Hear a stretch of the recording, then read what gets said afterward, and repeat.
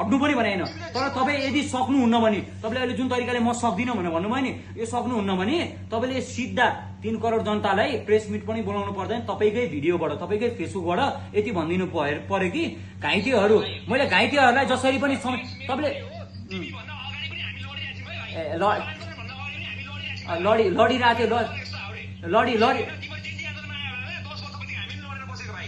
यस्तो हो क्या, यस्तो हेलो ब्रदर, के कुरा गरे अहिले को के भएको छ थाहा छ? 76 जना शहीद भएको छ, जोक लगाएर मजाक लगाइरहेको छ, यहाँ मजाक हो यो? के तरिकाले कुरा गरे? हामी पनि लड्यो अरे 10 वर्ष अगाडि 20 वर्ष अगाडि त के अरे माओवादीले लडेको थियो त। अब के माओवादीले हिजोको दिनमा लडेको थियो भने अब माओवादीसँग मिल्न जानु हामी? के कुरा गरे? आजको दिनमा हाम्रो आन्दोलनबाट चाहिँ लिडर बनाएको कसलाई हो?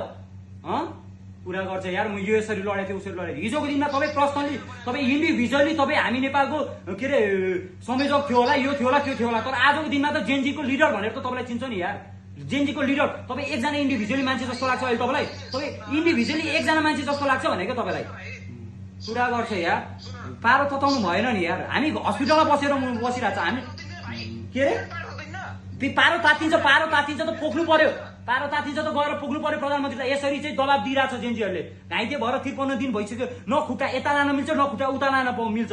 तिमीहरू बाहिर बसेर जतिखेर चुनावको यता पनि छैन उता पनि छैन भन्छ, मेरो खुट्टा यताबाट पनि जाँदैन उतापट्टि पनि जाँदैन कुरा गरेछ। चुनावको यता र उता पार्टी अहिले पार्टी बनाउनको लागि सल्लाह गरेर बस्ने कुरा बेला हो यो?